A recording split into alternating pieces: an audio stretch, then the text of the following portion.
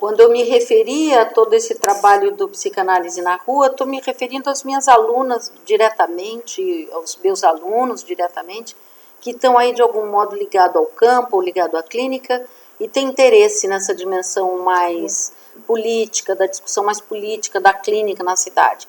Se quiserem estar acompanhando, tem abertura da prof para a gente pensar como que isso se disponibilizaria dentro da universidade hoje, tá?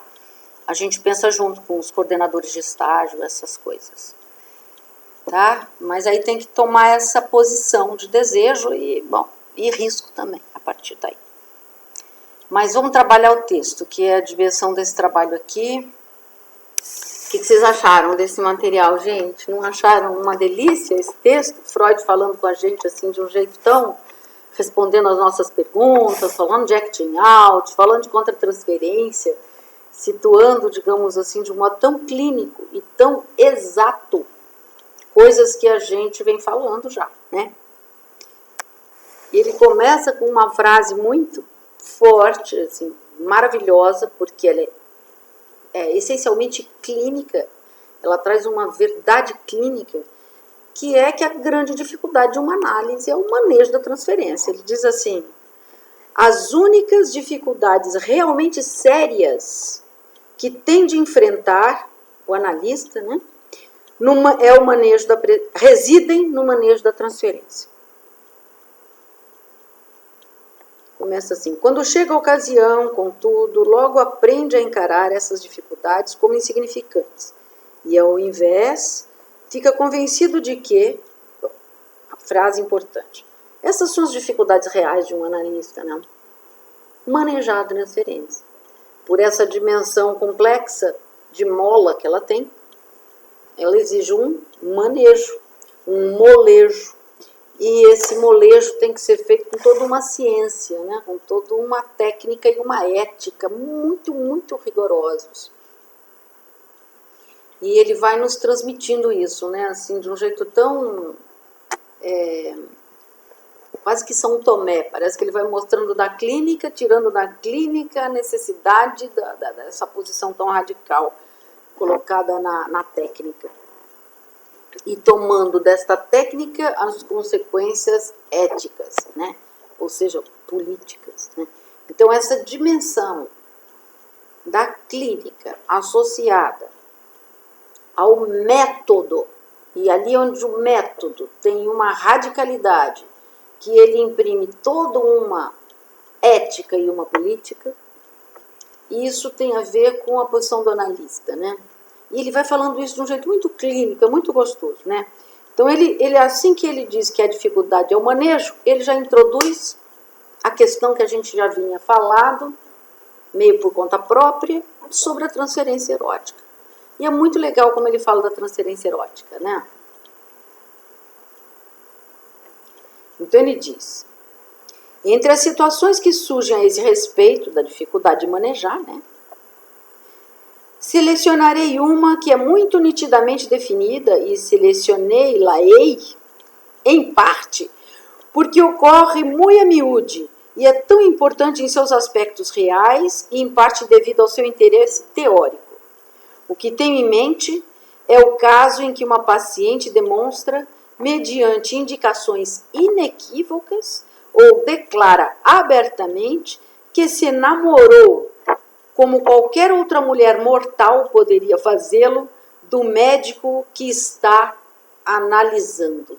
Esse como uma mulher mortal é porque ele está querendo dizer que ela não é santa, né? Como uma mulher mortal está dando a dimensão sexual, né? Vocês sabem que morte e sexualidade estão intimamente ligados, né? Tudo isso tem a ver com essa dimensão que a psicanálise tanto, né, escuta. Essa dimensão do real não simbolizável, né, completamente. Então a gente fica sempre de algum modo siderado com isso. E aí o que ele diz então é que estamos aí diante disso. A transferência erótica, o paciente diz que tem desejos sexuais pelo seu médico, está enamorada por ele, quer ser dele, quer ter ele para ela, sei lá. essas coisas que a gente fala a partir da posição do enamoramento.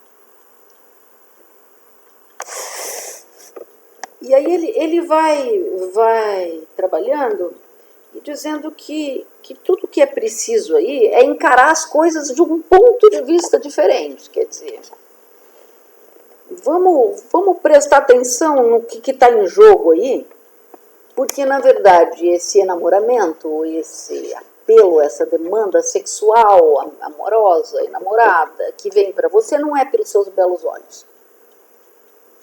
Não é pelos encantos de sua própria pessoa, ele vai dizer. Cuidado aí ele vai usar a palavra contra-transferência nesse contexto. Olha que interessante, vamos pegar a frase do Freud, ele diz assim: é claro que um psicanalista tem de encarar as coisas de um ponto de vista diferente. Aí vem, tomemos o caso do segundo desfecho da situação que estamos considerando. Aí ele fala lá, conta esse caso. Aí ele vai no próximo parágrafo. Para o médico, o fenômeno significa um esclarecimento valioso e uma advertência útil contra qualquer tendência a uma contra-transferência. Apareceu aí a palavra contra-transferência. Sim. Uma advertência útil contra. Ou seja, eu estou me sentindo atraído por essa mulher, essa mulher está me atraindo, ela está querendo... Ela está me fazendo, ela está querendo causar desejo em mim. Eu estou atraído por ela? Essa pergunta o analista tem que se fazer, porque se a paciente está numa posição de sedutora, eu estou lembrando agora de uma história clínica muito engraçada. Era eu mandei a minha ela era babá dos meus filhos, né? Era babá da Gabriela, quando a Gabriela era pequenininha.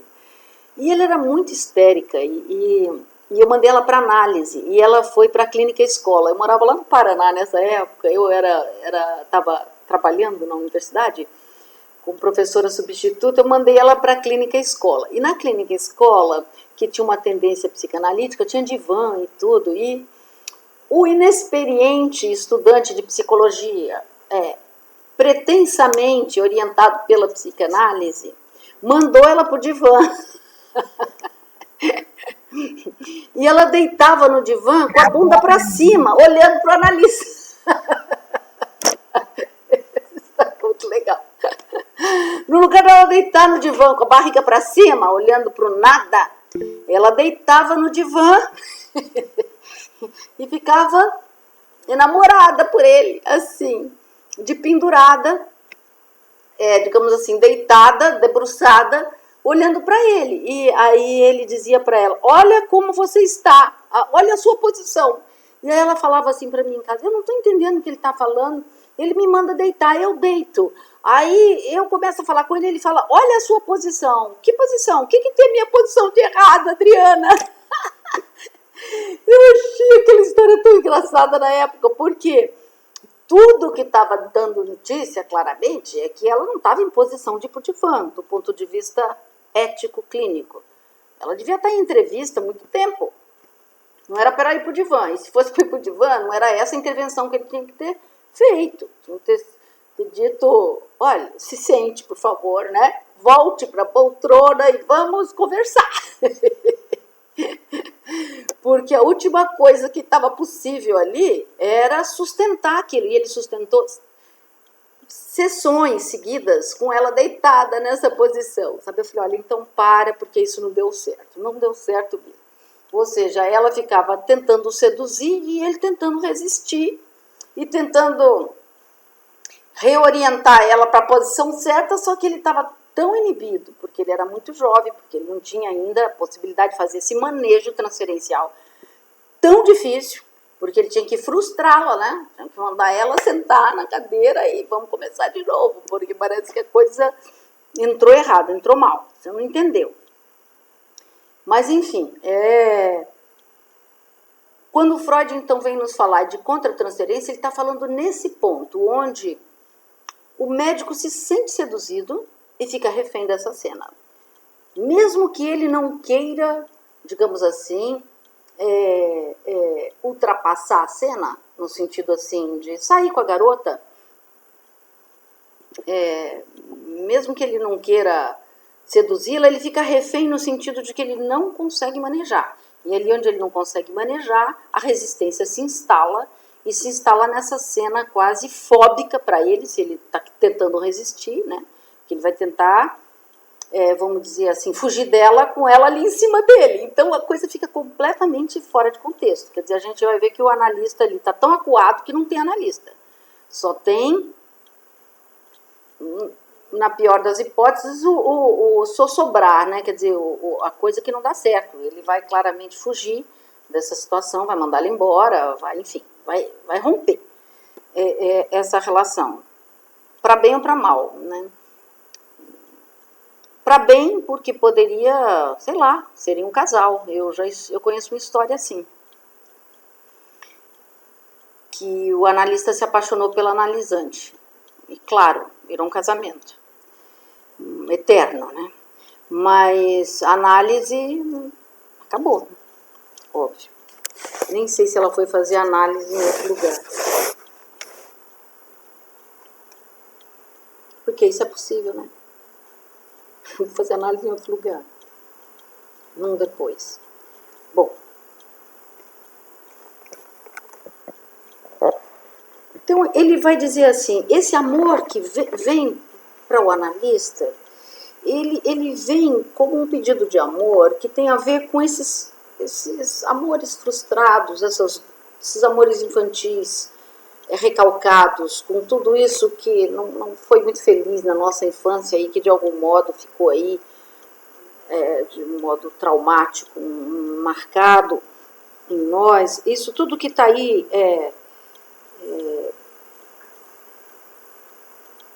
vem para cima, e a gente, de algum modo, retribuir esse amor, não cura essa neurose. Ele comenta, né, de um certo manejo que já se fez em outras clínicas, de sustentar e estimular essa transferência erótica, né, de algum médium, os magos, os grandes pastores, os grandes líderes, né, todos eles de algum modo sustentam e manipulam, aí não é manejar, né, manipulam a transferência que é feita para eles, né, os ídolos, por exemplo, as celebridades, quando eles recebem essa força, claro que o capitalismo fez isso virar consumo, né, então aí você like em página e compra as coisas que o outro vende, essa é uma coisa do capitalismo enlouquecida, mas o que está em jogo fundamentalmente é esse ponto que faz girar, né? Faz girar esse elemento libidinal. Então as terapêuticas por aí sempre fizeram uso, né, digamos, da sugestão e sustentaram muitas transferências eróticas, porque as transferências vêm, né? Selvagemmente, digamos assim. Toda transferência pode ter elementos eróticos. Ela não vai ser uma transferência erótica no seu chofre, né? Mas os elementos ligados ao analista da ordem do erotismo, é óbvio que em algum momento ou outro eles aparecem no relato da análise, né? Porque vira palavra, é outra coisa. Mas então, ele toma isso como um procedimento completamente insensato, foi a palavra que ele escolheu dizer, né? É assim, quando a gente fica estimulando a transferência erótica. Então, não se trata de estimular. A posição analítica, ela é uma posição muito sóbria, né? A gente tem que lembrar o Mujica. Sempre que eu falo em sobriedade, eu lembro dele. Brincadeira, associação livre da minha parte. Mas ele é uma simpatia, né, gente? Fala a verdade, não é uma boa dimensão do que é isso que a gente pode agregar como uma boa palavra para dizer da posição do analista. Sobriedade. Ele é uma posição sóbria, né? É uma posição que tem a ver com isso que não fica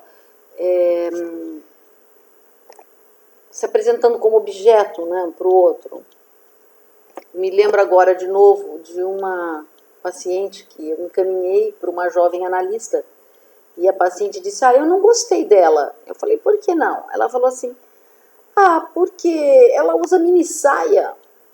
E eu falei, Ela falou assim, quem tem que usar mini saia sou eu. E quem diz assim, esse lugar esse lugar de se mostrar é para mim, não é para ela. Pouco sóbria essa analista, parece assim, eu vi ela demais, era uma mulher, de mini saia.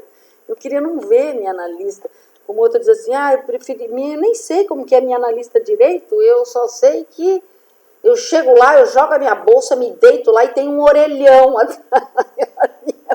do meu divã. Analista é um orelhão, né? Não tem muito que...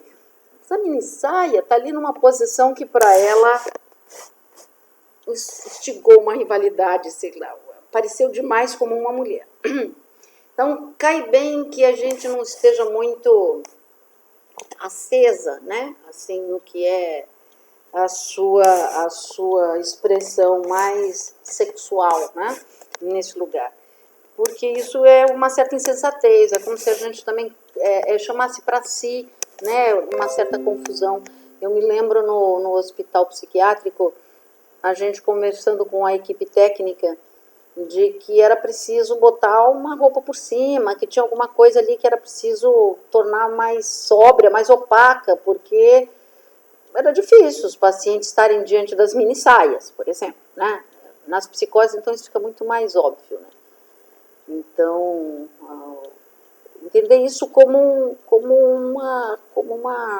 Isso não é moralismo, isso é uma orientação técnica, no sentido de favorecer a sustentação de uma posição ética, metodológica. Então, a gente não faz isso porque a gente não é uma mulher expressiva e maravilhosa, mas é porque essa hora é bom que você seja menos expressiva e maravilhosa. A gente se destitui um pouco da gente mesmo, né?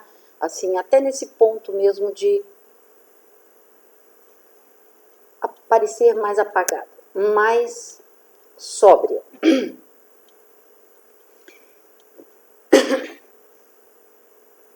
Por quê? Porque ele vai dizer, se a gente aparece muito aceso, se essa estimulação está muito aí, vamos dizer, para o outro, a gente facilita uma coisa que é a instalação da resistência. Aí se eu já estou resistente, já estou travado com minhas coisas, eu chego lá e encontro uma analista de mini saia, eu não sei como isso bate para uns, nem como bate para outros, mas isso aparece. Aparece muito, por exemplo, para essa sujeitinha, esse sujeito que falou nessa moça, mas poderia sustentar. No caso dela, bateu numa transferência agressiva. Não, esse lugar é meu, não é dela. É uma histérica, a transferência bateu desse jeito, ela não quis essa analista, procurou outra. Mas poderia ter colado uma transferência erótica. Por exemplo, o cara chegar e no lugar de falar de si, ou se implicar com aquela cena que no mínimo exige sinceridade, uma posição de alguém que pede ajuda, de alguém que olha para si e fala de si, ele vai ficar olhando para as pernas da analista. Então, esse é o ponto onde a gente tem que compreender que isso não se trata de uma posição moral, mas de uma posição metodológica, entendeu? A sobriedade aí é uma orientação técnica que vai no caminho da gente desbastar, não facilitar para as resistências instalarem transferência erótica. Aí ele fala, quando se instala essa transferência erótica, ele fala assim, que existe uma mudança de cena. Ele fala incêndio e irrompe. O Freud é quase... Tem horas que ele fala de um jeito assim tão... Ele fala, não escreve, né? Porque isso é um texto mesmo, não é uma conferência. Mas, aliás, as conferências ele também escreveu, né? Várias delas foram escritas, não foram proferidas exatamente. Mas ele escreve como quem fala, né? Ou como quem fala conosco, assim, tem uma coisa dialógica, né, no texto. Ele diz assim que alguma coisa dessa ordem tu cola, a primeira coisa é que eu não tenho mais nenhum problema, né? Ele declara está boa, ele diz, existe uma mudança da cena, e o que se instaura é um desejo de retribuição do amor. O que se estabelece diante daquela demanda de amor erótica é uma coisa que fica visando o analista como objeto. E nesse ponto, se o analista não consegue manejar esta resistência, está feito o imbróglio, né? Um imbróglio dos mais difíceis, porque o analista fica numa posição constrangido, porque essa a situação aqui se fica, mesmo que a gente consiga manejar. É uma situação de constrangimento, né?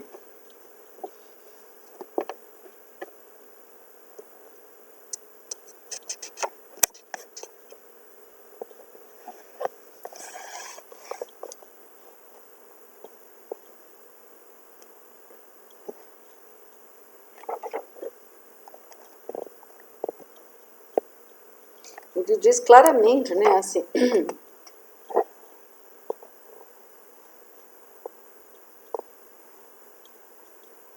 não pode haver dúvida de que a irrupção de uma apaixonada exigência de amor é, em grande parte, trabalho de resistência.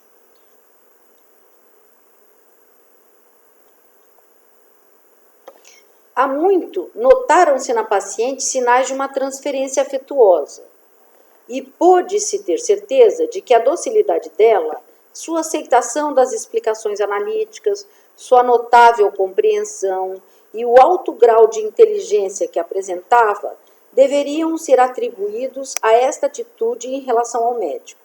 Agora tudo isso passou. Ela ficou inteiramente sem compreensão interna, ou seja, sem aquela coisa da introspecção, né? Acabou. O sujeito, no lugar de compreensão interna, insight, parece estar absorvida em seu amor, está apaixonada. A libido está toda colocada no entorno do psicanalista. Ademais, esta modificação ocorre muito regularmente na ocasião precisa em que se está tentando levá-la a admitir ou recordar algum fragmento particularmente aflitivo e pesadamente reprimido na história de sua vida. Isso é uma ótima deixa clínica, né? Que coisa interessante. Quer dizer, a hora que então eu estou falando para o meu analista, de um modo ou de outro, eu estou com ele na minha cabeça, numa posição, vamos dizer assim, ligado mais ao amor do que ao trabalho da própria análise.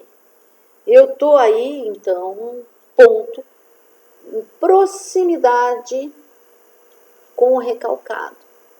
Estou no momento do trabalho de análise. O que ele está dizendo clinicamente é o seguinte, esse cara já está em análise. Momentos da análise. Momentos da análise. Um momento da análise onde o sujeito está particularmente resistente ao trabalho de análise. Pode ser um momento onde ele presenteia o analista, onde ele fique falando sobre o analista, ou que fique fazendo sonhos com o analista, que talvez ele nem conte ao analista, mas ele fica com esse ponto, vamos dizer assim, de uma certa burla da sessão pela via de um enamoramento. Como se ficasse num ponto de resistência. Quando a gente usa a metáfora da guerra, que o Freud usou no texto anterior, a resistência é um tempo, né, da análise. Assim, são avanços, recuos e resistências. É interessante a gente entender esse ponto da resistência como um ponto de sustentação de alguma coisa da ordem de um desejo ainda não formulado do sujeito, mas que está ali, colocado num ponto onde o sujeito resiste. digamos, não ser isso, que a gente não sabe dizer exatamente o que está meio misturado com um sintoma, que está meio maldito na vida dele, mas aquilo resiste.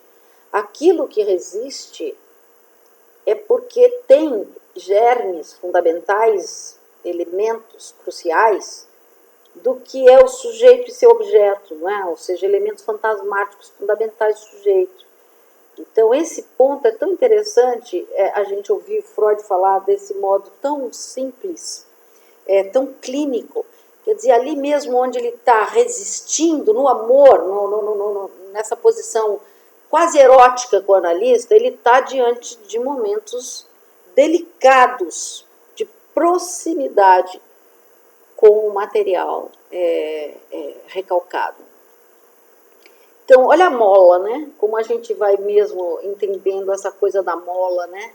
Esse ponto onde resiste e se sustenta no amor que tem elementos eróticos. A gente está falando de uma transferência erótica total. Está falando desse amor transferencial que às vezes está numa posição de muito achar o analista às vezes o máximo, uma posição tão adoração. Isso também tem a ver com pontos onde parece que a gente foca no outro para não focar na gente, ali onde foca no outro para resistir, vira o jogo para o outro lado, é como se tivesse esse movimento mesmo, que é tão importante a gente compreender a resistência aí, não como alguma coisa que está na contramão da análise, mas como alguma coisa que faz parte da análise. É como se fosse a própria respiração, né, de onde a gente vai poder suspirar um sujeito, ouvir suspirar um sujeito. Olha que coisa legal que eu falei agora. Esse ponto da resistência tem tudo a ver com essa coisa que é nesse efeito de mola do trabalho da análise sobre transferência. É daí mesmo que é isso que dá sustentação para o sujeito, né? Então, precisa disso. O analista precisa ter essa disposição, né? De suportar a transferência, sustentar a análise, dirigir a transferência, manejar a transferência. Esses são atos do analista. É o analista quem tem que, entendeu? No sentido de que a direção de um tratamento, quem dá é o analista. E essa é uma direção ética, metodológica, a gente poderia dizer, radicalmente isso, não é outra coisa. E isso é isso, começando por entender que é preciso uma abstinência radical em relação a esse ponto das demandas de amor, né? Como a gente precisa, diante disso, estar numa posição, como ele disse, controlando a contra-transferência, né? Ou seja, de olho nas tuas merda. O melhor lugar para controlar a contra-transferência é a análise do analista, né? O lugar para controlar a contra-transferência é a análise séria e radical e para valer, de cada um que se pretenda sustentar esse lugar do analista, né? Então é isso. Nisso a gente parece que sente até a resistência, parece que ela ganha até uma simpatia, né? Assim, parece, puxa, então a hora, e até com a transferência erótica, parece que a gente ganha uma certa boa vontade. Quer dizer, então quando isso vem assim, é porque o sujeito está resistindo a algum lugar. O que será que está aí? A gente fica mais atento a ler do que a rechaçar. A gente fica mais esperto no não responder e não deixar que o outro expresse. A gente fica mais atento ao trabalho sobre o feito, ou dito, ou acting ocorrido, do que na tentativa estúpida de tentar deter um acting, né? Então, entenderam? Quando eu falei aquele exemplo da transferência erótica, da paciente que vem e me abraça para me agarrar e me dá um beijo, e que essa coisa vira uma luta, modo de dizer luta, não chega a tudo isso, mas vira um jogo de corpo, onde eu fico tentando esquivar de uma coisa que tudo o que eu não deveria ter feito, era a recusa, porque ficou insuportável. Como que seria simplesmente uma sobriedade a ponto dela abraçar quase que um poste? A Lyon poderia simplesmente ter sido só abraçada. O que será que isso significaria para ela? O que ela poderia ter dito, né, a partir daí? Desse ponto onde isso, por eu ter virado poste ali, ela via que a cena era só dela. Eu não tinha em mim nem constrangimento, nem medo. Aquilo não poderia não me dizer nada. Eu era um puro instrumento do método, vamos dizer assim. Eu estava totalmente esvaziada ali, como alguém que poderia dar suporte àquilo. E até depois do meu constrangimento, do abraço, ela poder ter falado, ai, desculpa, e não sei o que lá, eu poderia ter dito desculpa por quê, e produzido um efeito de fala sobre o acting logo ali mesmo. Enfim, coisas que hoje né? Mas que lá atrás, quando eu estava começando, não tinha. Então é isso, é percurso como analista e percurso de análise, que faz com que a gente possa ficar mais perto, vamos dizer assim, vivo, porque o analista é uma função muito viva, na verdade, né? É vivo na escuta, porque a escuta é viva, né? Não é aquela escutar não é escutar, né? É escutar para bem dizer alguma coisa, para introduzir um corte, para fazer uma conexão, ajudar o sujeito a abrir a tampa da cabeça, como disse o Itamar uma vez. Então é isso, né? Quer dizer, a psicanálise abre a tampa da cabeça, Então ele fala uma coisa muito legal, né, gente, que é assim, o que seria então essa posição, né, de enfrentar com calma isso que vem do outro, é do sujeito, é ele com todas as suas histórias e com tudo que isso é de inconsciente para ele, de suas próprias histórias, né? Prof. Oi? Oi, licença. Deixa eu te fazer uma pergunta. Isso tudo que você estava falando de entender uma abstinência em relação às demandas de amor do analisando, isso é o desejo do analista? Eu já ouvi falar tanto nesse... Exatamente. O desejo do analista é um conceito lacaniano, né, vamos dizer assim. Lacan usa esse termo. Mas a gente pode dizer claramente isso, Fê, que sim, que é o desejo do analista quem dá sustentação ao análise. Ao analista sustentar a análise, ele só sustenta seu lugar como analista, porque o desejo do analista, que é diferente do desejo de ser analista, o desejo do analista o habita, no sentido assim de que a gente deseja escutar. Então, se a gente deseja mesmo, cara, a gente escuta, cara. Escuta para além de você querer escutar, entendeu?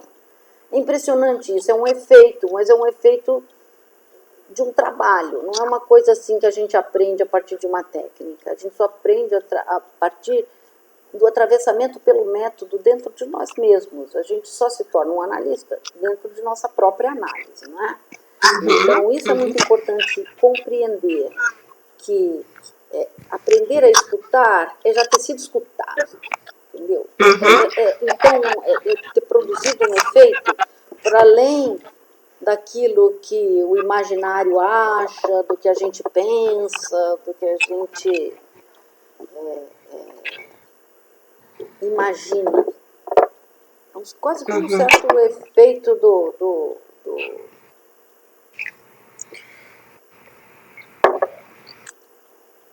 dessa posição de causa, que a gente fica na posição do sujeito, é feito dessa posição na fala do sujeito.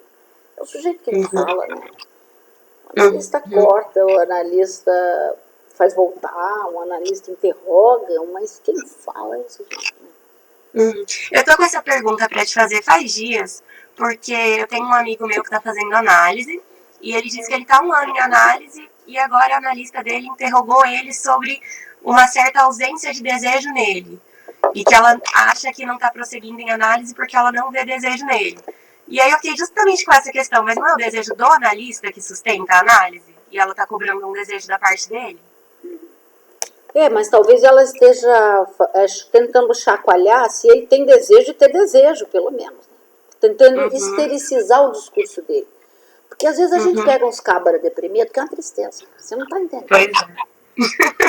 O cara é uma batata virada para dentro, aí você tem chacoalha. Porque ele chegou mal, ele não chegou por acaso, ele chegou porque ele tá mal. E aí ele fala um pouco, mas ele fala um pouco, mas também bem pouco. Então fica numa posição de falar, mas dizer. Sabe o obsessivo, né, Fê? Você sabe que essa dinâmica é complexa. E ali nessa dinâmica complexa, às vezes o analista tende a fazer um... E aí, cara, quem tu quer? Vai dar? Entendi. Ou dá ou desce? Você quer ou não quer fazer análise? Tem desejo ou não tem, pelo menos, de vir a ter desejo? Você quer pelo menos se interrogar sobre o seu desejo? Porque ficar esperando que seja, digamos assim, que o desejo venha apesar de você, a você, não rola. Entendi. Entendeu? Às vezes é um manejo dessa ordem. Eu não sei o que está em jogo, mas me parece muito viva essa posição analítica diante de um quadro clínico muito comum, que as pessoas muito apáticas, muito... Entendeu? As pessoas precisam de, pelo menos, se interrogarem da falta de desejo que tem, né? Desejo, pelo menos, de ter desejo.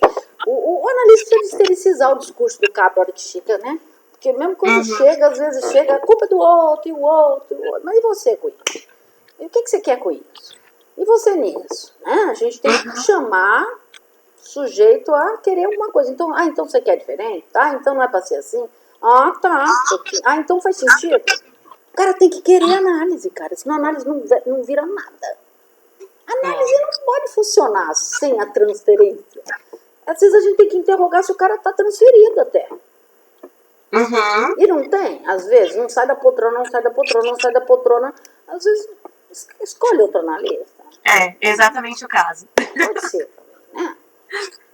Tá bom, obrigada.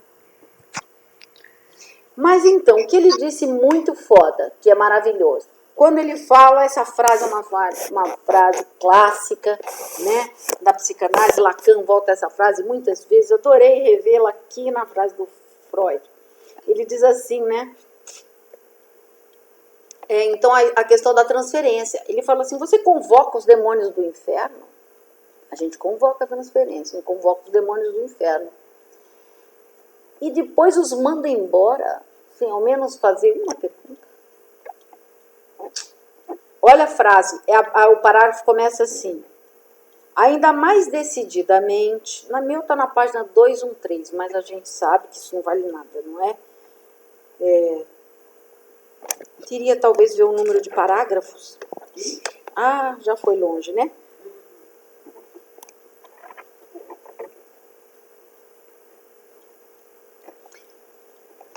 Ainda mais decididamente, contudo, recuso-me a atender à segunda das expectativas que mencionei. Qual é a segunda das expectativas que mencionei? Nem a primeira nem a segunda. Deixa eu ver onde aqui estão as primeiras e as segundas.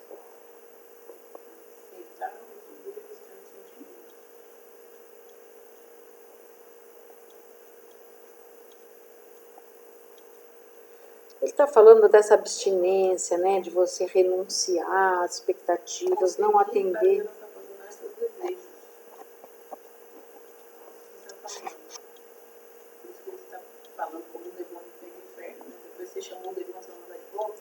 Os demônios são os desejos inconscientes. Ele dizia que é uma questão técnica. Ele falou, não é uma questão moral. Eu estou precisando de fazer uma coisa da ordem da técnica. Aqui ele está falando da técnica, entendam, do método. Que quando a gente fala em método, vem a palavra no que ele tem de radicalidade da psicanálise. A técnica é sempre alguma coisa mais da ordem da superfície. É do método. É por considerações da técnica analítica, sem qualquer alteração no resultado. Ele vai dizer no próximo parágrafo. Ainda mais decididamente, contudo, recuso-me a atender à segunda das expectativas que mencionei. Instigar a paciente a suprimir, renunciar ou sublimar seus instintos, no momento em que ela admitiu sua transferência erótica, seria não uma maneira analítica de lidar com eles, mas uma maneira insensata. Seria exatamente como se, após invocar um espírito dos infernos, mediante astutos encantamentos, devêssemos mandá-lo de volta para baixo, sem lhe haver feito uma única pergunta. Ter-se-ia trazido o reprimido à consciência apenas para reprimi-lo mais uma vez, num susto, ou seja, segundo trauma. Não devemos iludir-nos sobre o êxito de qualquer procedimento desse tipo. Como sabemos, as paixões pouco são afetadas por discursos sublimes. Boa, né? Quer dizer, a recusa do amor é sempre uma coisa muito difícil. Né? Não se trata de discursos. Se trata de uma posição que ele chamou de técnica, que eu estou aqui radicalizando, dizendo que é metodológica, que é de ficar numa posição diante do amor da transferência que o acolhe, não o recusa, embora não o atenda. Olha que delicadeza. Vamos lá, vamos seguir com Freud ouvindo, porque essa parte toda é muito importante. Vamos ler com Freud, porque eu gosto das palavras simples dele. Olha. A paciente sentirá apenas humilhação e não deixará de vingar-se por ela. Tampouco posso eu advogar um caminho intermediário, que a certas pessoas se recomendaria como especialmente engenhoso. Consistiria em declarar que se retribuem os amorosos sentimentos da paciente, mas ao mesmo tempo em evitar qualquer complementação física desta afeição, até que se possa orientar o relacionamento para canais mais calmos e elevá-lo a um nível mais alto. Minha objeção a este expediente é que o tratamento analítico se baseia na sinceridade, e neste fato reside grande parte de seu efeito educativo e de seu valor ético. É perigoso desviar-se deste fundamento. Gente, isso é lindo, eu amo. Gosto dessa rentidão, entendeu? No Freud, essa coisa me causa. Essa coisa ética reta. Tudo aquele que se tenha embebido na técnica analítica não mais será capaz de fazer uso das mentiras e fingimentos que um médico normalmente acha inevitáveis. E se, com a melhor das intenções, tentar fazê-lo, é muito provável que se traia. Por quê? Porque ele está metido com o inconsciente, ele vai... Visto exigirmos estrita sinceridade de nossos pacientes, colocamos em perigo toda a nossa autoridade, e se nos deixarmos ser por eles apanhados num desvio de verdade. A posição ética do analista exige uma radicalidade. Não se trata de meias mentiras, de ficar tentando escamotear. As coisas têm que ser colocadas de um modo muito sincero. Ou seja, às vezes é preferível você dizer de um modo sincero: ai, me desculpe, eu errei, sei lá, numa conduta ou noutra, do que você ficar justificando ou querendo esconder. Porque o analista não é infalível. Agora, a mentira, ou a posição dissimulada diante da sua própria castração, no caso do analista, entendeu? Fica mal. Perde a falência de tudo, assim, perde a autoridade moral, entendeu? A autoridade transferencial. Você, como é que a gente diz assim? A gente mente nesse campo onde a sinceridade é o começo da boa história. Então, pronto, a coisa... dificuldade de convidar com a população de rua, né? Porque se você fica com medo, tentando esconder seu medo ou seu nojo, a coisa não funciona. Então ele vai dizer assim, onde é que eu parei? Além disso, né? Não pode desviar da verdade. Além disso, a experiência de se deixar levar um pouco por sentimentos ternos em relação ao paciente não é inteiramente sem perigo. Nosso controle sobre nós mesmos não é tão completo que não possamos subitamente, um dia, ir mais além do que havíamos pretendido. Em minha opinião, portanto, não devemos abandonar a neutralidade para com a paciente, que adquirimos por manter controlada a contratransferência. De novo, ele falou da contratransferência e tudo que ele disse na primeira e na segunda vez é de controle da contratransferência. E eu tenho falado para vocês que só se controla a contratransferência num trabalho sério de análise, ou seja, contratransferência a gente trata no divã, né? Na supervisão, no máximo, a gente se dá conta de que fez merda. Aonde você vai saber por que você fez essa merda com esse paciente, sei lá por quê, é no seu divã. E é isso que você precisa fazer, mais do que qualquer coisa. Melhor supervisão é com o analista, né? Então, bem, já deixei claro que a técnica analítica exige do médico que ele negue à paciente que anseia por amor a satisfação que ela exige.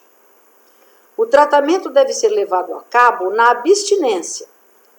Com isso, não quero significar apenas abstinência física, nem a privação de tudo o que a paciente deseja, pois talvez nenhuma pessoa enferma pudesse tolerar isso. Em vez disso, fixarei como princípio fundamental que se deve permitir que a necessidade e anseio da paciente nela persistam, a fim de poderem servir de forças que a incitem a trabalhar e efetuar mudanças, e que devemos cuidar de apaziguar essas forças por meio de substitutos. O que poderíamos oferecer nunca seria mais que um substituto, pois a condição da paciente é tal que, até que suas repressões sejam removidas, ela é capaz de alcançar satisfação real. Acolhe a demanda, mas não atende a demanda de amor, né? Existe um acolhimento que é feito. Esse acolhimento tem sustância, no sentido assim, de que o sujeito vem pedir uma coisa. Você não vai dar aquela coisa, mas quando você dá a ele, isso que a gente chama de acolhimento, que é um espaço de escuta. E quando você escuta de verdade, o que retorna para aquele que falou e pôde ser escutado é gratidão. É uma sensação de amor.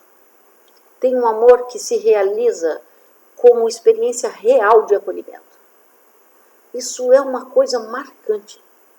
Quando uma pessoa falou para um e se sentiu escutada, isso produz um efeito.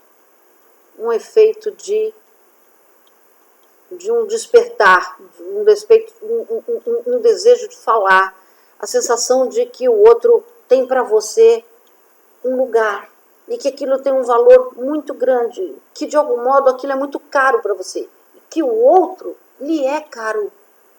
E esse espaço começa a se constituir para cada um como um espaço de reconhecimento de si e do valor do outro, como um trabalho consigo mesmo, apoiado pelo outro, como um trabalho de suportar o pior de si, apoiado no outro, como um trabalho de acolhimento no outro, das suas dores mais difíceis. Essa é uma experiência de amor. Acolhimento produz amor, não tem papo. Como diz o povo da rua, isso é mãe, entendeu? Não, me acolheu, é mãe, entendeu? Essa é a transferência do povo da rua. Eles me chamam de mãe, chamam todo mundo que eles amam de mãe, porque para eles faltou mãe, entendeu? Eles estão aí diante de um problema grave nesse ponto mais primário mesmo. Faltou mãe, no que mãe pode ser mais acolhedora, faltou o acolhimento da mãe. Às vezes teve a mãe, mas uma mãe tão coitada, né? Mal pôde acolher seus filhos. Então, eles estão diante desse ponto como uma demanda. E eles chegam para a gente. Mãe.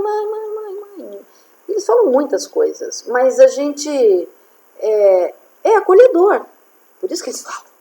Ninguém está com nojo deles, com dificuldade com eles, empurrando eles para lá porque eles estão bêbados, ou dizendo que não pode entrar, se não for, sei lá como. A gente os acolhe. Acolhe quer dizer, recebe do jeito que vem. Isso vem doido mesmo, entendeu? Vem brabo mesmo. Como dizia o Vem amanhã, eu vim marcar você. Então tá, até amanhã. Estamos esperando você, sua vontade de nos matar. Esse ponto onde a gente pode suportar o outro com suas merdas. Quando você suporta o outro com suas merdas, sem achar que a merda é com você, nem porque você, é pobre de mim, nem porque ele tá com raiva de mim, nem você, é do outro. Mas você pode acolher. Isso gera amor. E esse amor não é o sexual, hein, tá? Nesse sentido, quer dizer, claro que é sexual, no sentido sexual freudiano, mas não é transferência erótica, para bem dizer. Esse amor não é transferência erótica. Esse amor cai nesse lugar do amor barrado, do amor que tem a ver com os amores primordiais, né? Isso volta. Às vezes não é muito barrado, né, nas psicoses, mas enfim, volta. Tem a ver com esse ponto do inconsciente, né? Esse amor colabora com a análise. Ele colabora. Ele colabora. Acho que não, mais que eu te falar, se fosse. Como que a gente sabe que esse amor é transferencial e não um verdadeiro amor? Mas se fosse um amor verdadeiro, ele colaboraria com a análise. Ai, Freud é ótimo. Não é muito verdadeiro, né? Um amor artificial. O amor, ele tá falando da transferência erótica, do erotismo.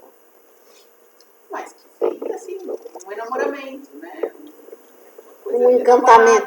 Mas uma coisa é assim, o amor de transferência que tem elementos eróticos, mas recalcados, disfarçados, não é nada disso, entendeu? E o que é a transferência erótica? São dois elementos muito diferentes. O que vai na contramão da análise é a transferência erótica e que ela não colabora com a análise, pelo contrário. Ela tá para destituir o analista do seu lugar, né? Vamos achar no lugar? Para a gente ver do que ele está falando? A posição exata. Aí, gente, o que ele falou, então, né? Desse ponto fundamental do acolher e não atender, mas entendendo o acolhimento como acolhimento, é uma palavra grande, toda fofinha, ela tem um efeito assim de abraço, né? Acolher tem a ver com esse movimento mesmo de acolher, é alguma coisa que se faz em concha, que se faz em abraço, que se estende, né? A gente acolhe. E entender esse acolhimento pela via da palavra tem a ver com escuta, né?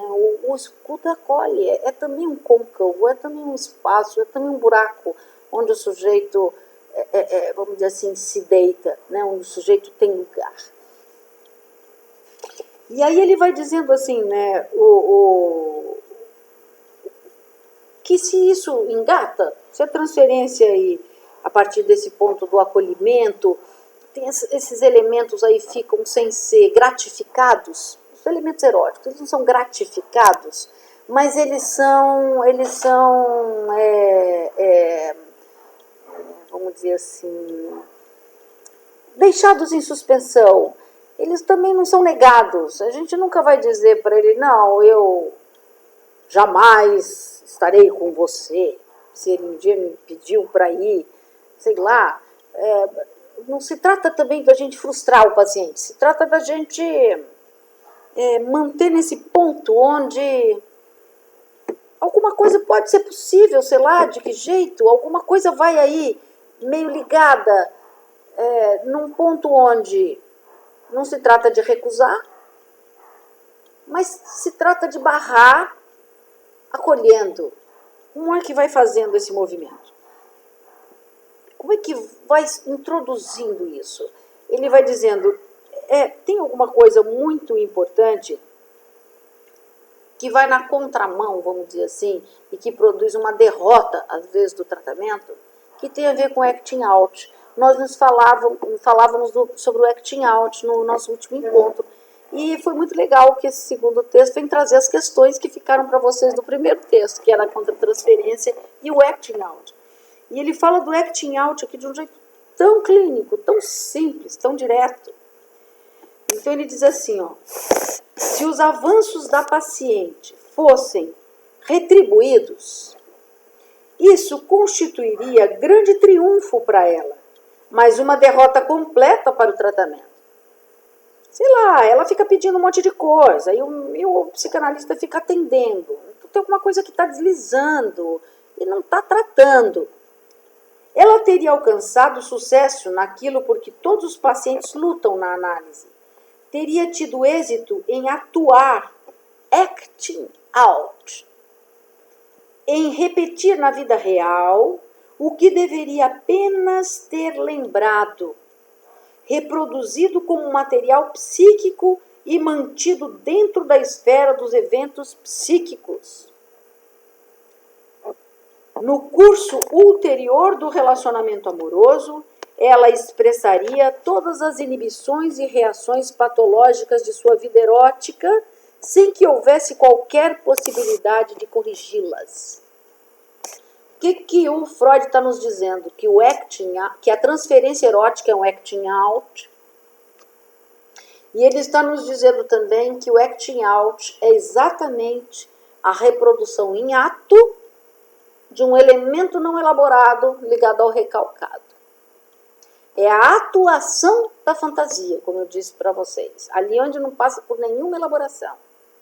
Ela vai direto de um ponto inconsciente para um ato que ela não entende direito do que fez. Pois esse acting, ele tem que ser, se possível, evitado. Se não possível ser evitado, ele precisa ser tratado, se possível. Porque o acting é exatamente aquilo que escapou da dimensão analítica, escapou da dimensão de palavra. Ou ele recupera essa dimensão de palavra, porque o paciente não foi embora da análise, então ele volta, então o analista o conduz a falar sobre aquilo. O que foi que houve? Não, mas é importante você dizer, eu sei que você veio com outras coisas para falar, mas volte aquilo, vamos lá.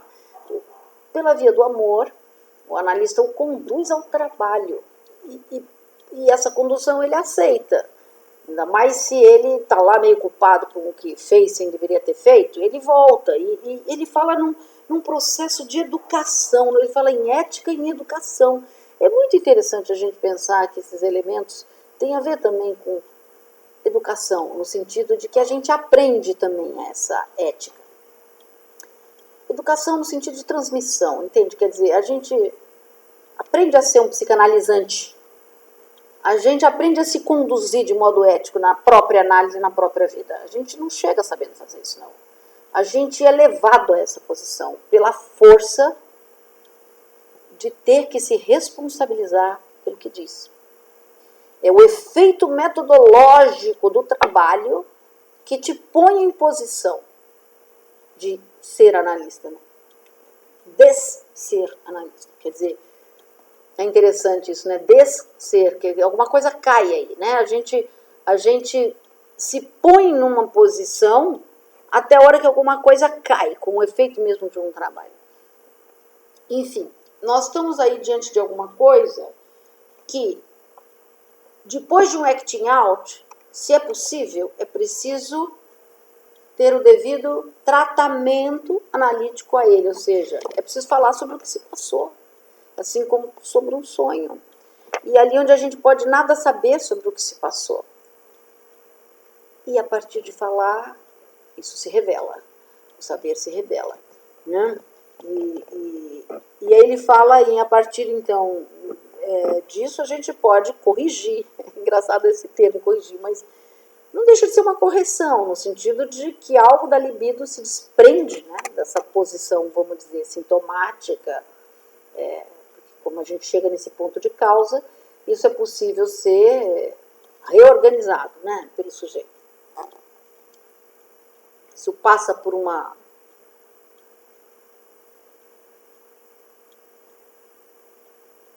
superação, vamos dizer assim, não sei como dizer, elaboração. Essa é a palavra. Passa por uma elaboração.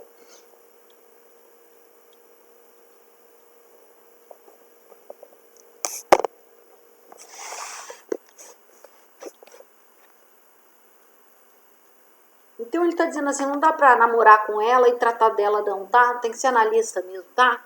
Ser analista mesmo exige uma posição muito implicada com o método. Você não é analista e ao mesmo tempo é humanista.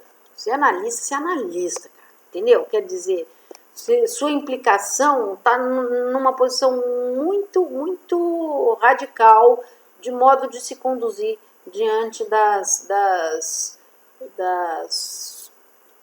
transferência, tá? Porque a gente não analisa o tempo inteiro e nem está diante de uma questão que a gente tem que manejar o tempo inteiro. Então, o Lacan chega a dizer que a posição do analista é uma posição desumana. É forte isso, né? Porque parece, então, como assim desumana? É como assim? Assim, é nesse sentido de tão radicalmente implicado com o que o sujeito fala que, às vezes, você tem que dizer coisas que são duras ou tem que negritar a dureza da vida do próprio sujeito, ou seja, ficar diante daquilo que é tão cruel e não passar pano. Tem que suportar a crueldade.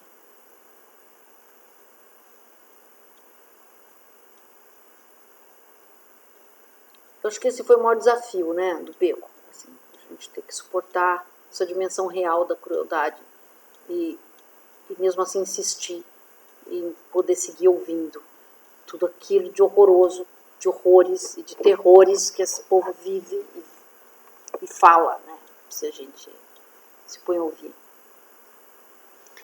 Enfim, é isso, né? Então vamos lá.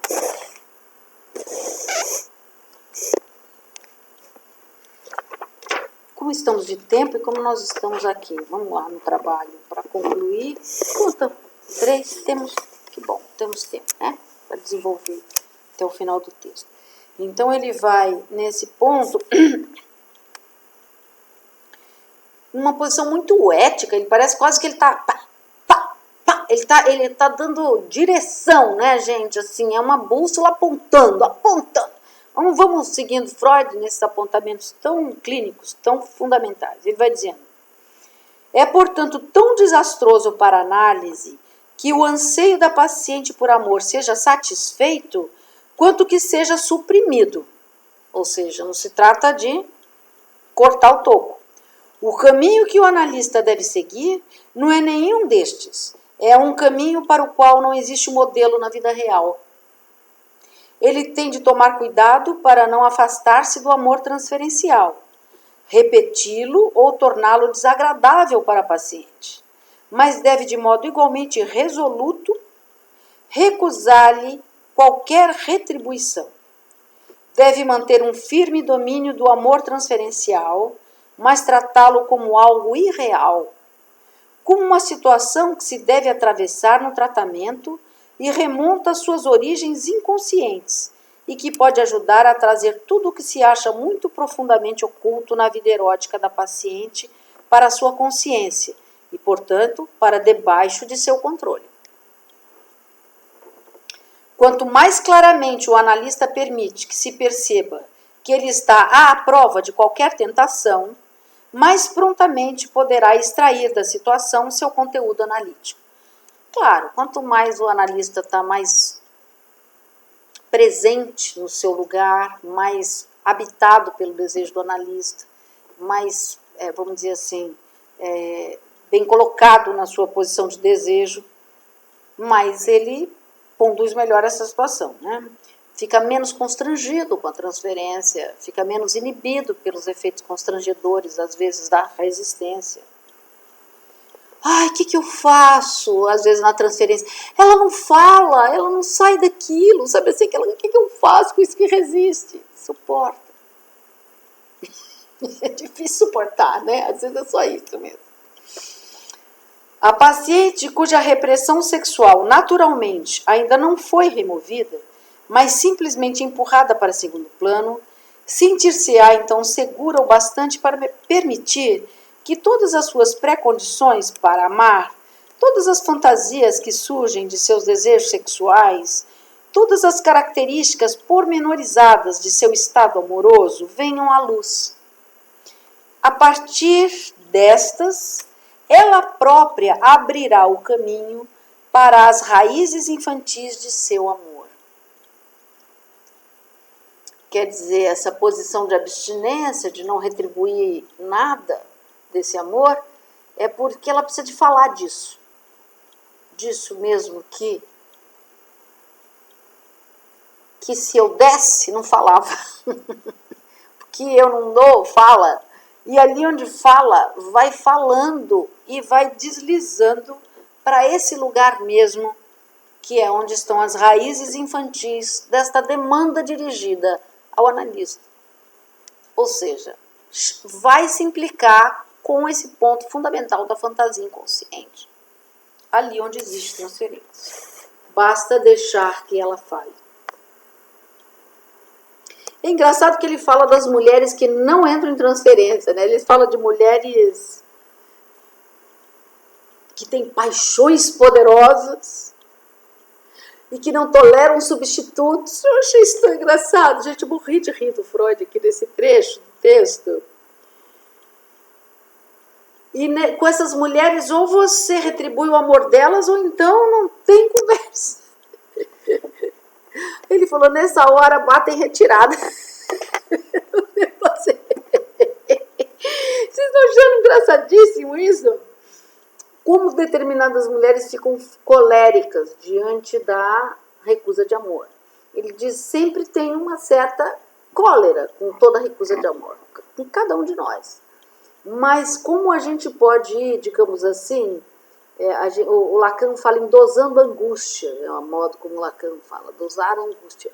Freud está falando frustração do amor. Veja que essas coisas estão absolutamente próximas. O que nos angustia? Não sermos amados pelo outro, né? Não termos lugar no outro. Então, assim, parece que a gente fica demandando para o analista um lugar, para ser amado. Ele nos dá um lugar, não era bem aquilo que a gente queria. Mas nesse lugar que ele nos dá, e nos acolhe, ele fala. E a gente fala por atender a esse amor. E isso produz efeito. Produz um efeito em nós impressionante. E esse efeito é a análise. O efeito de conduzir o amor de transferência para esse lugar e manejar desse modo. Isso produz um efeito. Um efeito tão importante que é o efeito da formação do analista, o efeito que ao cabo desse trabalho se produz um analisado, e um analisado é aquele que resiste à contra-transferência, é aquele que porta bem o desejo do analista, porque ele está desimpedido, porque ele está analisado. Como ele está analisado, ele está numa posição, vamos dizer assim, muito consciente sobre o seu sintoma. Então ele está advertido. Está numa posição muito mais livre para manejar.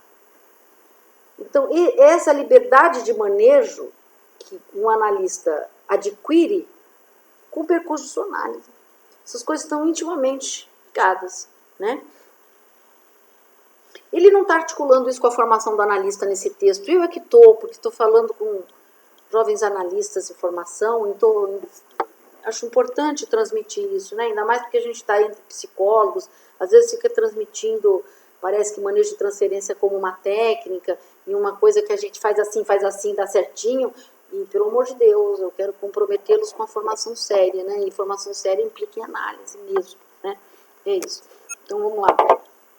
Eu achei engraçado que ele fala de algo de inanalisável, às vezes, nas mulheres, que tem, às vezes, uma ferocidade inanalisável nas mulheres, né? Eu achei curioso ele falar disso, em algumas mulheres, que tem uma certa ferocidade. Eu não sei se ele usou essa palavra, mas me ocorre essa palavra, ferocidade. Ele chega a fazer uma citação ligada em um romance, mas também de Heine, né? Mas eu também não consegui essa referência com clareza. Aliás, o próprio Freud cita errado, e na nota do tradutor, enfim. Não sei exatamente qual é a citação que ele está fazendo aí, mas é uma personagem da literatura. Mas quando a gente pensa em algo inanalisável, por exemplo, ou uma ferocidade, me ocorre sempre a Medeia, né?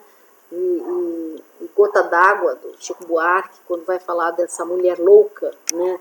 Que diante da recusa de amor, que o homem que ela amava era um homem mais jovem que ela e que se apaixona por uma mulher bem mais jovem que ela, e ela já tinha com esse homem filhos e ela amava ele profundamente, mas ele se apaixona perdidamente, ele vai embora, ele quer ir embora com a outra mulher.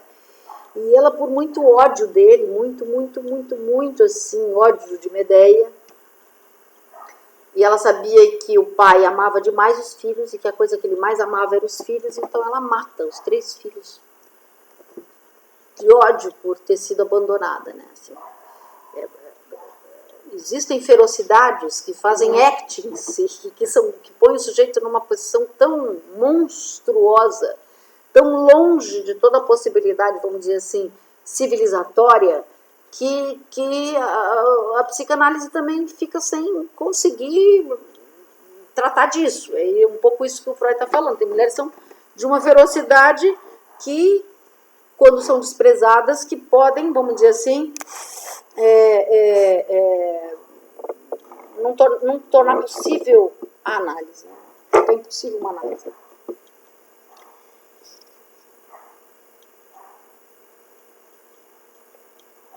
Ele está falando da transferência erótica, né? Eu achei tão bonitinho quando ele diz assim, que com tudo isso elas só estão expressando uma resistência, em um ponto de que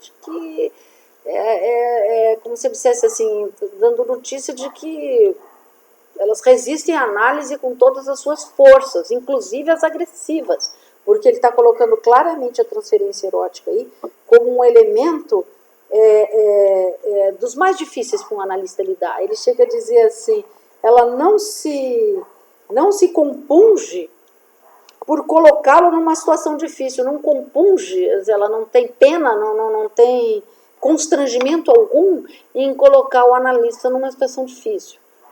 A transferência erótica vem assim, né? Assim, ela perde esse pudor, ela atravessa a cena clínica como se pudesse. Assim, fala uma coisa dessa ordem e transgride, vamos dizer assim, uma certa situação colocada. É uma situação que destitui o médico, destitui o analista, destitui desse lugar de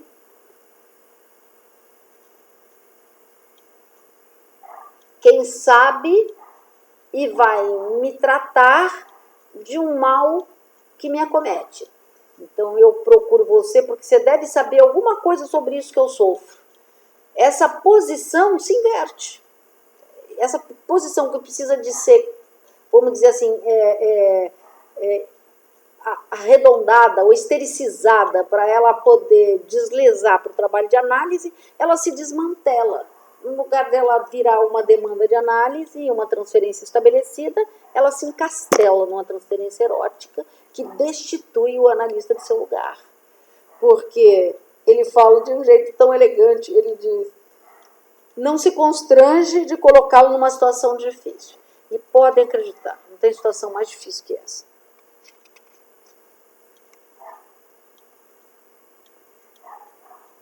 Ele está dizendo que isso não é amor, entendeu? É isso que ele está falando. A transferência erótica, que vem como eu te amo, te desejo, não é amor. Isso é muito importante. Ele está destituindo a transferência erótica do lugar de transferência de amor, ou seja, é transferência de hostilidade. A transferência erótica, embora ela venha empanada com elementos da ordem da paixão sexual, ela é puro empanamento. O que tem, o bife que está aí dentro, entendeu? É raiva, é destituição do lugar do analista, é resistência hostil ao analista e à análise. É isso que ele está dizendo. É como quem diz assim, eu é que vou te jantar. Você está pensando que você vai entrar na minha cabeça? Eu é que vou te jantar. Dentro da lógica, é isso, entendeu? Por isso eles são muito... Estou até lembrando de algumas transferências difíceis no beco, né? Como é difícil, como é paranoica, né? Às vezes a transferência. Então, como a gente precisa de estar muito leve, a gente não quer nada com eles. Aí quando eles querem com a gente alguma coisa, às vezes... Aí ele vai dizer que o segundo argumento contra a genuinidade, ou seja, se é genuíno, contra, né, a genuinidade desse amor, apresentamos o fato de que ele não exibe uma só característica nova que se oriente na situação atual. mas compõe-se inteiramente de repetições e cópias de reações anteriores, inclusive infantis. Prometemos provar isso mediante uma análise pormenorizada do comportamento da paciente no amor. Ou seja, quem você acha que você está amando se você nem me conhece, né? O cara chega com uma transferência para você como se te chamasse perdidamente. Que você fosse a mulher ideal da vida dele. Mas o que sabe de mim? Não sabe nada. Tudo que vem é repetição, recordação e projeção. Projeções infantis. Se acrescenta a dose necessária de paciência a estes argumentos, é geralmente possível superar a difícil situação e continuar o trabalho com um amor que foi moderado ou transformado.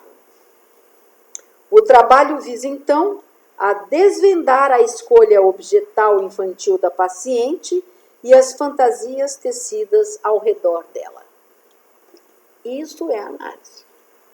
Desvendar a escolha objetal infantil do sujeito e as fantasias tecidas ao redor. Isso é o recalcado. Ele fica pensando, mas o que é o recalcado? Olha o recalcado, gente. Desvendar a escolha objetal. O que está no recalcado, no olho do recalcado? A escolha objetal, as fantasias tecidas em redor dela. A escolha objetal significa o ponto sexual do sujeito. E tudo que isso recai de bate-se. Não.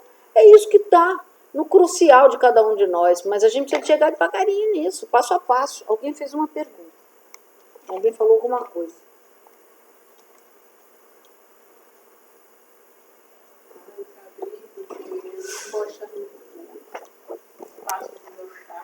Gente, só um minutinho, tá caindo uma chuva, preciso fechar essa janela. Nossa, ali atrás. Uma cortina vai embolotar. A chuva.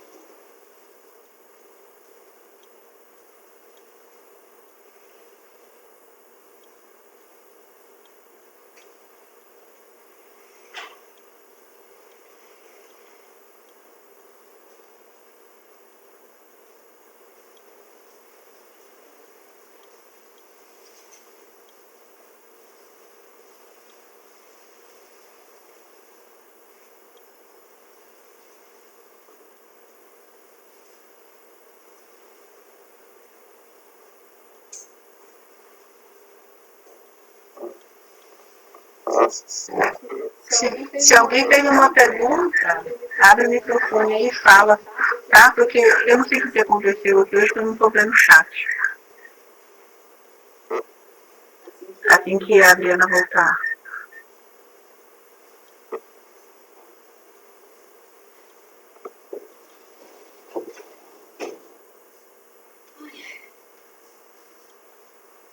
Ai, bendita chuva.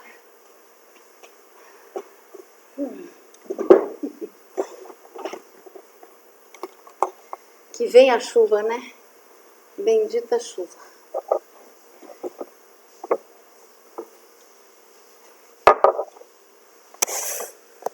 Onde é que eu estava mesmo? Amor transferencial.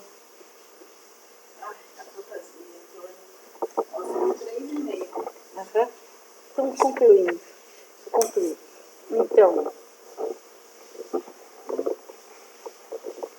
Então ele faz uma pergunta tão bonitinha. Então ele fala assim, então a gente pode dizer verdadeiramente que esse amor, esse enamoramento que se manifesta no tratamento analítico, ele não é real? Ele não é um amor real? O que você falou? Sim, ele faz essa pergunta. Não é um amor real, porque ela, se fosse um amor real, ela colaboraria com... Isso, exatamente. Então ele diz que não é um amor real porque não trabalha a favor, digamos assim, da análise, né? Ele destitui o analista, exibe uma dependência desse padrão infantil total, ou seja, está colado aí nessa posição. E aí ele faz a pergunta, então por que sinais a gente pode genuinamente entender... Não, a pergunta é, por que outros sinais pode a genuinidade de um amor ser reconhecida? Como que a gente sabe que um amor é verdadeiro? É genuíno. O que é um amor genuíno? Aí ele responde de um jeito super simples, pela sua eficácia. O que é um amor transferencial genuíno? É aquele que faz a análise andar. Simples assim, Freud nos diz. E por isso que transferência erótica não é amor genuíno, porque ela trabalha contra a análise, ela faz a análise desandar. Porque ela destitui o analista, põe o analista numa situação constrangedora e faz só sobrar a análise. Não tem analista que aguente, não é isso? Vamos dizer assim, essa situação. Analista nenhum resiste a isso. Ou cai de boca nesse amor, vive essa paixão erótica, ou então perde de qualquer jeito, a análise só sobra. Né? Então é bem bacana esse jeito tão simples, tão clínico. Né? O amor faz as coisas andarem. Se não está andando, é porque não é amor. Resumamos, portanto, ele diz. Não temos o direito de constatar que o estado amoroso, que faz seu aparecimento no decurso do tratamento analítico, tenha o caráter de um amor genuíno. Se parece tão desprovido de normalidade, isto é suficientemente explicado pelo fato de que estar enamorado na vida comum, fora da análise, é também mais semelhante aos fenômenos mentais anormais que aos normais. Verdade. A gente costuma até dizer louco de amor. Né? Todo apaixonado é meio fora da casinha. Não obstante, o amor transferencial caracteriza-se por certos aspectos que lhe asseguram posição especial. Em primeiro lugar, ele é provocado pela situação analítica, ou seja, um amor artificial, vamos dizer assim. Em segundo lugar, ele é grandemente intensificado pela resistência, ou seja, ele é um amor produzido pela técnica. Então, ele é intensificado pela resistência. O método produz esse amor, digamos assim, ou facilita esse amor. Pela resistência que domina a situação. E, em terceiro, falta-lhe em alto grau consideração pela realidade. É verdade. É um amor que não considera a realidade. É menos sensato, menos interessado nas consequências e mais cego em sua avaliação da pessoa amada do que estamos preparados para admitir no caso do amor normal. A gente não sabe nada da vida do analista, ou muito pouco. Assim, por exemplo, a dizer, ele é desse jeito, ou daquele jeito, e eu gosto daquele jeito. Você não conhece os jeitos. Você sabe como ele está lá na vida pública dele, mas não conhece como pessoa, não tem intimidade nesse sentido. Você pode até dar a ver a sua intimidade para ele, mas você não vê a do seu analista, e nem deve, né? Porque senão não é análise, vai ser uma história de amor, exatamente. Então, não devemos esquecer, contudo, que estes afastamentos da norma constituem precisamente aquilo que é essencial a respeito de estar enamorado.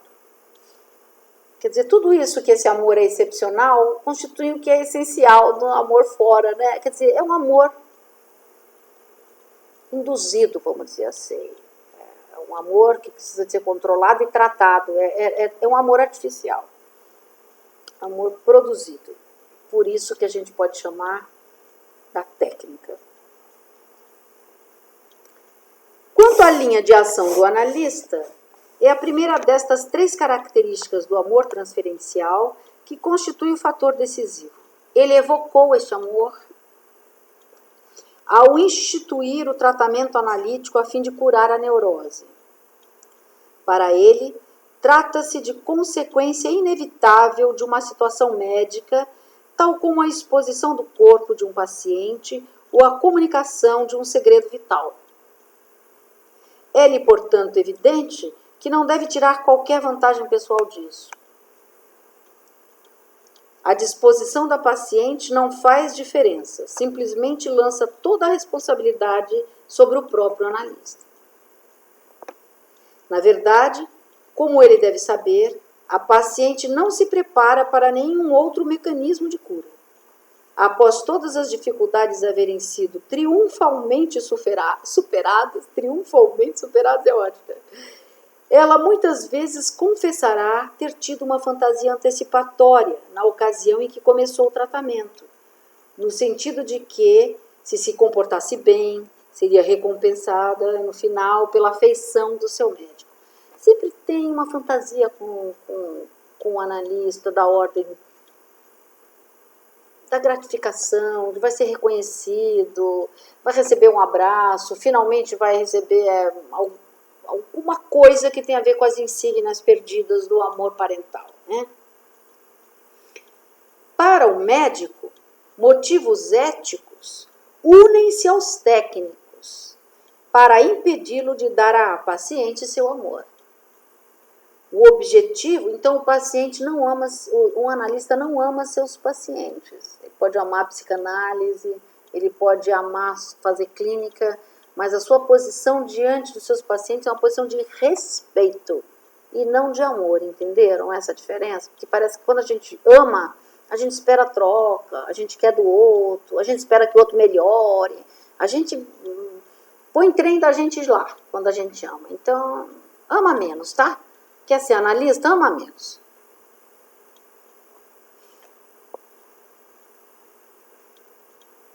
O objetivo que tem de manter em vista é que essa mulher, no caso a paciente é uma mulher, cuja capacidade de amor acha-se prejudicada por fixações infantis, deve adquirir pleno controle de uma função que lhe é de tão inestimável importância, que ela não deve, porém, dissipá-la no tratamento, mas mantê-la pronta para o momento em que, após o tratamento, as exigências da vida real se fazem sentir. Ele não deve encenar a situação de uma... essa cena é engraçada, né? Diz assim, o analista não deve... Você quer ler tudo isso não? Porque o nosso tempo está meio apertado, ou você acha que dá? Essa história das salsichas, né? Porque ele traz ele diz que o analista não pode operar como essa situação de uma corrida de cães, onde você diz que quem ganhar vai ter uma guirlanda de salsichas. E na hora que começa a história, você atira uma salsicha no meio da pista, porque aí você vai desmontar toda a corrida dos cães. Então, que o analista precisa de se manter numa posição onde não gratifica, né? Tipo, atirar a salsicha antes da hora no meio da pista para desmontar toda a trajetória dos cães. Os cães precisam de fazer sua corrida. Então, o sujeito precisa de estar em sua análise. Se ele fica esperando a guirlanda de salsichas lá no final, isso é uma metáfora de alguma gratificação imaginária que ele acha que vai poder receber. Isso funciona igual a cenoura na frente do fazer o burro andar. A cenoura que faz o burro andar, ele acha que vai comer a cenoura e sai andando atrás da tal cenoura, mas que na verdade no decorrer do trabalho, depois de um certo tempo, você nem está mais aí com essa tal da cenoura. Porque na verdade você tirou as cenouras que estavam nos ouvidos, né? E aí muita coisa outra opera. Mas nesse início de tratamento isso é importante, né? Parece assim que tem alguma coisa que vai ser ali com uma gratificação que você espera. Isso tem que passar por um certo lugar onde isso não é destruído. O analista não destrói isso, ele mantém isso numa certa posição que produz o trabalho da análise, né? Ele tem uma frase que eu acho muito boa, que ele diz assim, o amor sexual, é a última frase desse parágrafo, eu quero que vocês durmam com essa, porque a gente não pode esquecer, isso é psicanálise. Ouçam Freud dizer isso. O amor sexual é indubitavelmente uma das principais coisas da vida, se não a principal, né? E a união da satisfação mental e física no gozo do amor constitui um dos seus pontos culminantes. Ou seja, esse ponto que é tão visado nas análises, né, que é a nossa felicidade ou nossa infelicidade no amor e no erotismo, que a gente está sempre com questões em torno disso, ou porque ama demais, ou porque sente de menos, ou porque não se sente amada como deveria, eu sei lá, a gente tem mil questões, nossas repetições, seja lá o que for. Isso é a coisa mais importante de nossas vidas. É isso que Freud está dizendo. Isso é a coisa mais importante de nossas vidas. É esse o conteúdo que está lá no inconsciente. É isso que a gente precisa de pôr a mão para botar a girar a nosso favor. Essa é uma engrenagem vital, fundamental. A hora que a gente consegue fazer esse negócio girar a nosso favor, a gente vai aonde a gente quer. E isso é muito poderoso. Isso é muito poderoso. Isso não é simples, mas isso faz as coisas acontecerem. E pensar que tudo isso é resultado de um trabalho que precisa se sustentar nesse rigor, que uma coisa que parece ser simples e ao mesmo tempo nada simples, mas é ao mesmo tempo claro, porque é claro, essa ordem normativa, vamos dizer assim, essa ordem, essa orientação, ela é clara. A gente, o que é neurótico, fica com dificuldade de fazer, mas a orientação é muito clara, né? Então ele vai dizer, se o sexual é tão importante, na verdade, quando a gente está com um sujeito que chega na sua análise, esse é um dos elementos centrais que está aí para ser tratado por ele.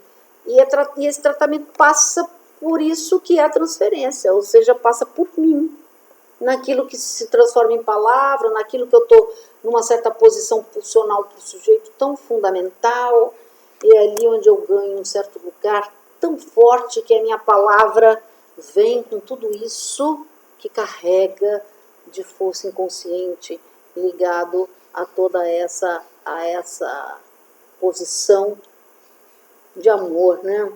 Calcada aí, minha libido, calcada aí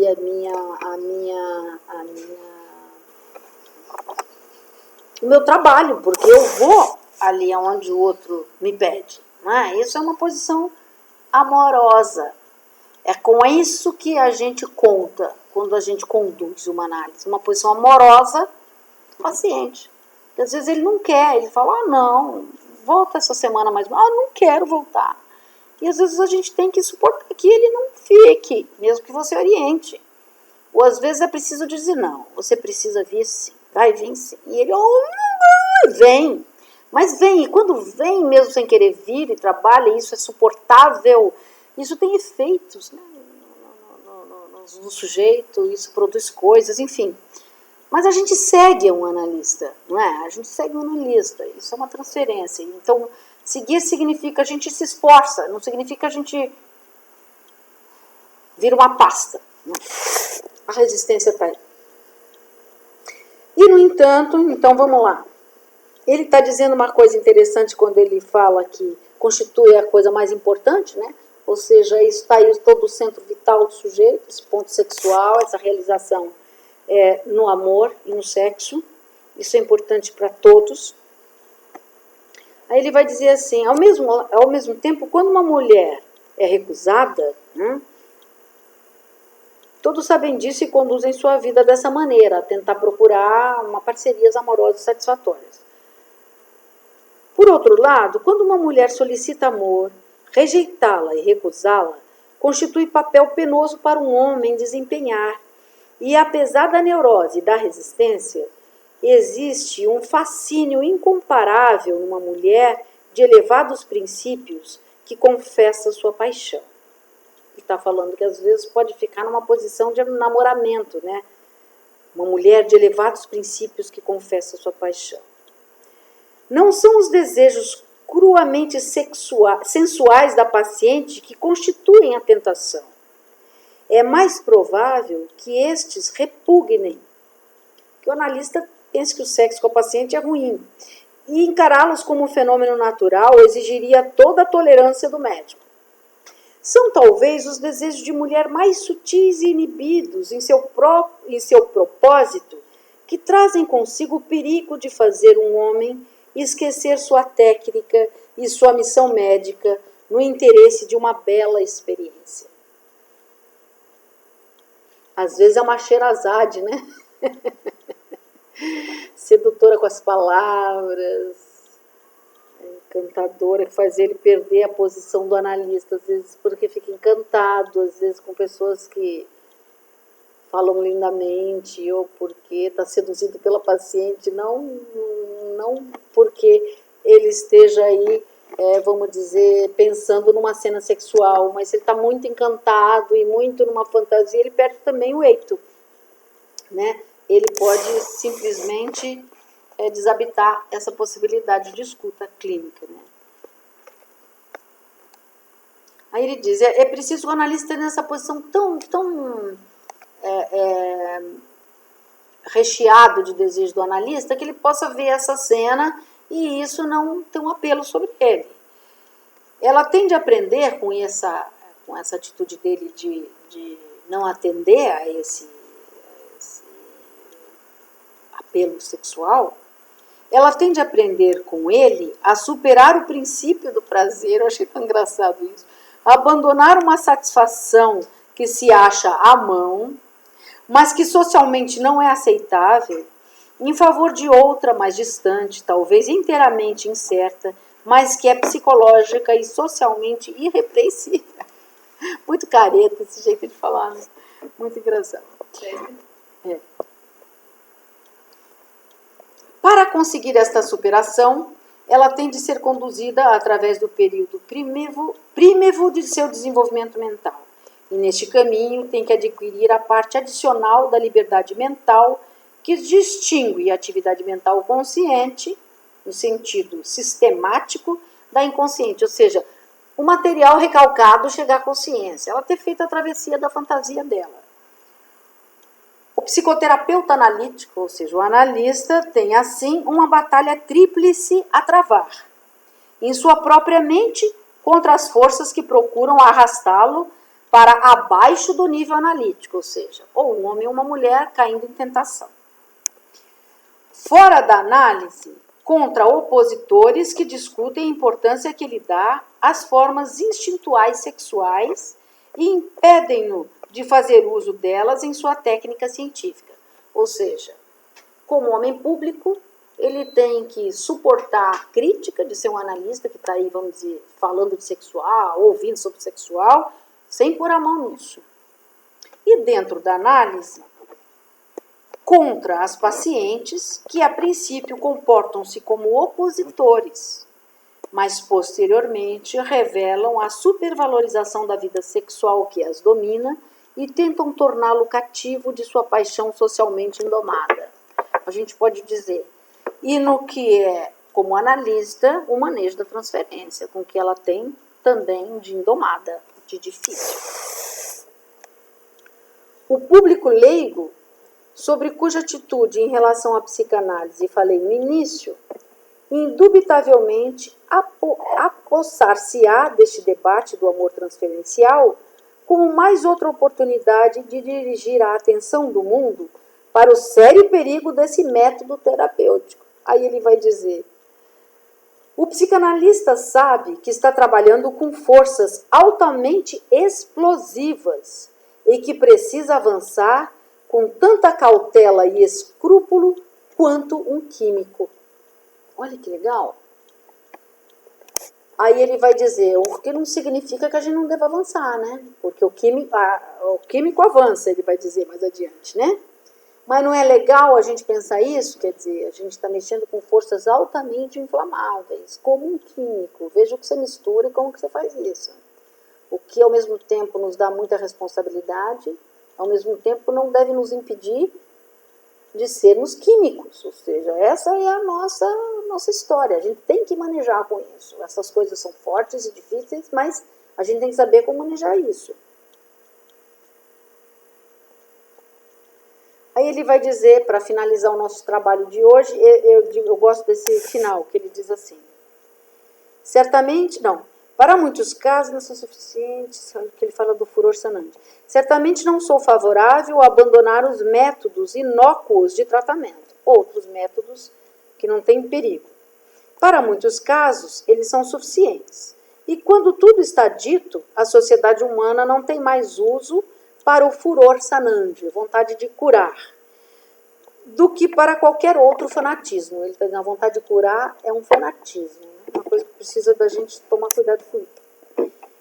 Mas acreditar que as neuroses podem ser vencidas pela administração de remédiozinhos inócuos é subestimar grosseiramente esses distúrbios, tanto quanto a sua origem, quanto a sua importância prática. Não, na clínica médica sempre haverá lugar para o ferrum e para o ignis, lado a lado com a medicina. E da mesma maneira, nunca seremos capazes de passar sem uma psicanálise estritamente regular e forte, que não tenha medo de manejar os mais perigosos impulsos mentais e de obter do domínio sobre eles em benefício do paciente. Muito bem. Tem um pé de página onde ele diz para nós que é uma alusão a Hipócrates, quando ele fala em ferrum e ignis, que são os remédios dessa medicina clássica, né, hipocrática, que ele vai falar que os remédios que curavam era o ferro, a faca, o fogo, e o que mais mesmo, né? E o que não se pode curar nem com ferro, nem com fogo, então são os incuráveis, né? Faz uma alusão literária. O importante para a gente entender é esse compromisso ético, metodológico, com a psicanálise, quando a gente fala em transferência. Dá para entender que transferência não existe sem um analista no seu lugar. Quando a gente fala em contra-transferência, faltou analista. A tal da transferência é do sujeito para um analista. Então, quando a gente está falando em transferência, a gente está falando um dos conceitos cruciais da psicanálise. O cerne do método, a mola do tratamento. Nós estamos diante de uma coisa que é preciso usar com método. Essa é a grande diferença da psicanálise para qualquer outra terapia. A gente tem um método para tratar a transferência, tratar sob transferência. Isso é uma condução completamente metodológica. Isso é radicalmente outra coisa. Isso não tem nada a ver com as psicologias. Por melhor que elas sejam, não estou discutindo uma questão puramente epistemológica. Uma coisa é uma coisa, outra coisa é outra coisa. É preciso compreender que isto é psicanálise. E esse é um dos conceitos cruciais. Então, como disse o Freud, precisamos de ter a coragem dos químicos. Porque essa história é assim, esse trem queima. Transferência é viva, o analista é desejo vivo diante de alguma coisa que queima e arde, é preciso manejar. Essa história às vezes pipoca, curto-circuita, não é simples, mas é disso que se trata.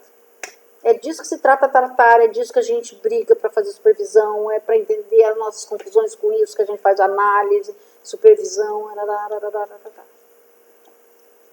Fechou, minha gente? Esse texto é maravilhoso, não é? É um texto tão clínico, eu senti assim que ele veio responder todas as perguntas que a gente precipitadamente se fez e foi respondendo.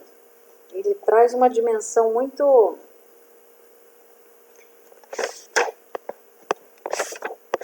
Estou falei, né? Também achou, né? Do clínico, muito bom. Isso aí, por hoje é. Hoje chegamos ao fim. Hoje eu preciso de concluir no horário, preciso me disciplinar para esse horário, porque eu atendo uma pessoa às 4 horas. E ela deve estar para me ligar. Então é isso, gente. Até semana que vem. Seguimos na próxima semana com as conferências, não é isso? A conferência chamada Transferência. é o volume 16 das obras da Imago, mas a gente vai providenciar um coisa. Ícaro tá aí, gente, ou não? Cadê o Ícaro? Ele é bom disso. Também não é um texto muito longo, mais ou menos 503 a 521. Também aproximadamente 20 páginas, tá bom? Querem que mande o link ou vocês estão com a obra? Como é que estão? Me respondam aí, vai, por favor. A palavra. Beleza, o que quer dizer, Ian? Tá na mão, né, o material, vocês acessam, vocês têm, então... Sabem? Luciana? Fala o nome do texto de novo para mim, Adriana, do próximo. Ó, é a conferência 27...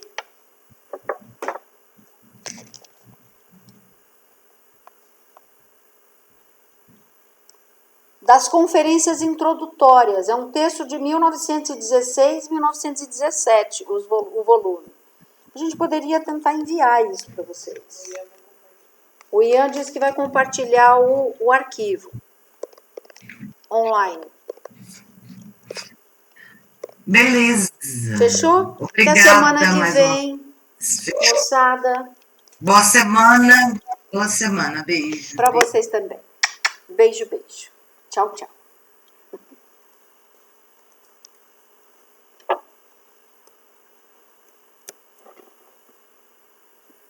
Ai, não consegui desligar. Muito bom. Muito bem. Controlei melhor com os tempos, né, Gabi, hoje?